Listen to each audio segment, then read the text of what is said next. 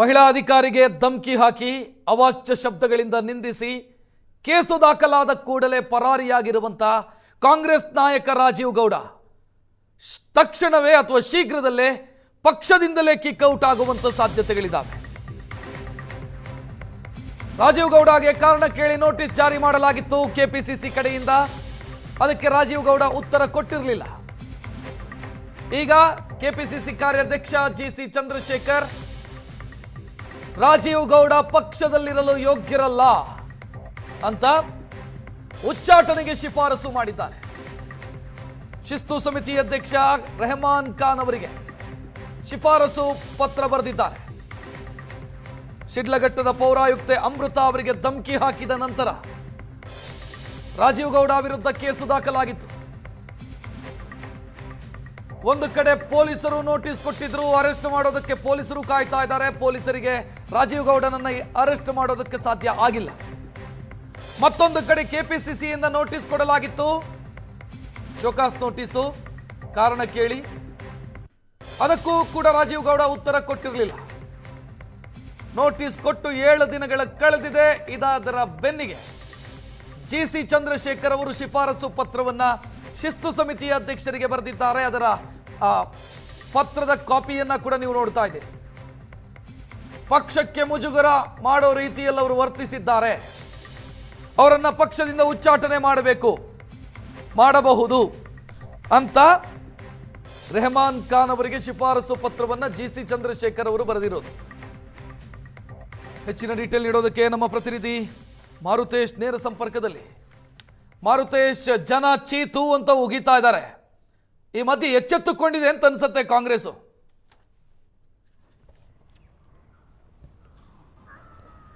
ರಕ್ಷತ್, ಇದು ಎಚ್ಚೆತ್ತುಕೊಳ್ಳೋದು ತಡವಾಯಿತು. ಆದರೂ ಕೂಡ ಕಾಂಗ್ರೆಸ್ ಒಂದು ರೀತಿ ಹೆಂಗೆ ಅಂದರೆ ಸಾಮಾಜಿಕ ನ್ಯಾಯ ಪಾಲಿಸಬೇಕು ಅಂತ ಹೇಳಿ ಅವರಿಗೆ ನೋಟಿಸ್ ಕೊಟ್ಟು ಅವರಿಂದ ವಿವರಣೆ ಪಡೆದುಕೊಂಡು ಆನಂತರ ತೀರ್ಮಾನ ಮಾಡೋಣ ಅಂತ ಹೇಳಿದ್ರು.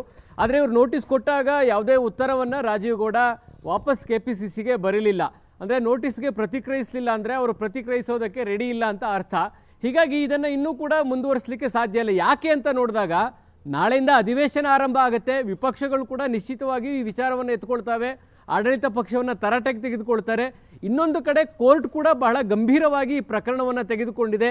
ನ್ಯಾಯಾಧೀಶರ ಅಬ್ಸರ್ವೇಷನಲ್ಲಿ ಹೇಳೋದಾದರೆ ಆಡಳಿತ ಪಕ್ಷಕ್ಕೆ ಸೇರಿದವರಲ್ವಾ ಅನ್ನುವಂಥ ಟೀಕೆಯನ್ನು ಕೂಡ ಅಂದರೆ ನ್ಯಾಯಾಧೀಶರ ಅಭಿಪ್ರಾಯವನ್ನು ಕೂಡ ವ್ಯಕ್ತಪಡಿಸಿದರು. ಇನ್ನೊಂದು ಕಡೆ ಅವರನ್ನು ಬಂಧನ ಮಾಡಿಲ್ಲ ಅನ್ನೋದರ ವಿಚಾರವಾಗಿ ದೊಡ್ಡ ಮಟ್ಟದ ಆಕ್ರೋಶ ಕಾರಣ ಆಗ್ತಾ ಇದೆ.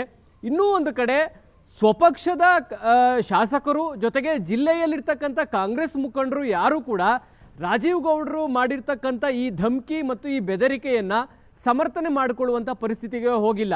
ಜೊತೆಗೆ ಅಲ್ಲಿಂದಲೇ ಇವರನ್ನು ಪಕ್ಷದಿಂದ ಉಚ್ಚಾಟನೆ ಮಾಡಬೇಕು ಅನ್ನುವಂಥ ಒತ್ತಡ ಕೂಡ ಚಿಕ್ಕಬಳ್ಳಾಪುರ ಜಿಲ್ಲೆಯ ಶಾಸಕರಿರ್ಬೋದು, ಜಿಲ್ಲಾ ಉಸ್ತುವಾರಿ ಸಚಿವರು ಇರ್ಬೋದು, ಜೊತೆಗೆ ಕಾಂಗ್ರೆಸ್ನ ಮುಖಂಡರುಗಳಿರ್ಬೋದು, ಅವರು ಕೂಡ ಯಾರೂ ರಾಜೀವ್ ಗೌಡ ಅವರ ಬೆಂಬಲಕ್ಕೆ ನಿಲ್ತಾ ಇಲ್ಲ.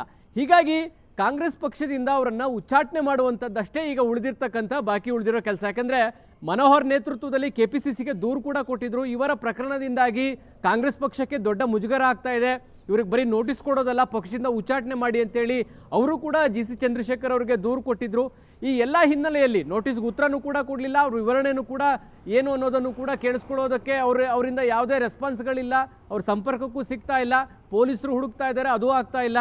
ಇನ್ನೊಂದು ಕಡೆ ಕಾಂಗ್ರೆಸ್ ಪಕ್ಷದ ಮೇಲೆ ಈ ಪ್ರಕರಣದಿಂದಾಗಿ ಒಂದು ದೊಡ್ಡ ಮಟ್ಟದ ಮುಜುಗರವನ್ನು ನಿಶ್ಚಿತವಾಗಿಯೂ ಅನುಭವಿಸ್ತಾ ಇದ್ದಾರೆ. ಹೀಗಾಗಿ ಅವರನ್ನು ಪಕ್ಷದಿಂದ ಉಚ್ಚಾಟನೆ ಮಾಡಬೇಕು ಅಂತೇಳಿ ಶಿಸ್ತು ಸಮಿತಿ ಅಧ್ಯಕ್ಷರಾಗಿರುವಂಥ ರೆಹಮಾನ್ ಖಾನ್ಗೆ ಶಿಫಾರಸು ಪತ್ರವನ್ನು ಕಳಿಸ್ಕೊಡ್ಲಾಗಿದೆ. ಕೆಪಿಸಿಸಿ ಅಧ್ಯಕ್ಷರು ಕೂಡ ಇವರನ್ನು ಉಚ್ಚಾಟನೆ ಮಾಡಿ ಅನ್ನುವಂತಹ ನಿರ್ದೇಶನವನ್ನು ಕೊಟ್ಟಿದ್ದಾರೆ ಡಿ ಕೆ ಶಿವಕುಮಾರ್.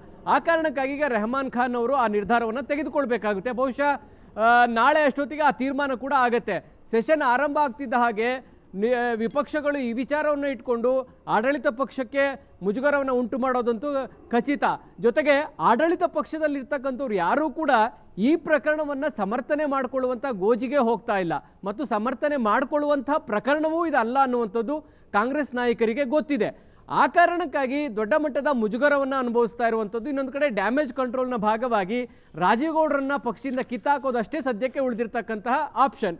ಆ ಕಾರಣಕ್ಕಾಗಿ ಇವತ್ತು ಶಿಫಾರಸು ಪತ್ರ ರವಾನೆ ಆಗಿದೆ. ಬಹುಶಃ ನಾಳೆ ಅಥವಾ ನಾಡಿದ್ದು ರೆಹಮಾನ್ ಖಾನ್ ಅವರು ಅಧಿಕೃತವಾಗಿ ಅಮಾನತು ಮಾಡುವಂಥ ಆದೇಶವನ್ನು ಮಾಡ್ತಾರೆ ಅಂತ ಕಾಣಿಸುತ್ತೆ. ರಕ್ಷತ್, ಥ್ಯಾಂಕ್ ಯು ಮಾರುತೇಶ್ ಮಾಹಿತಿಗೆ.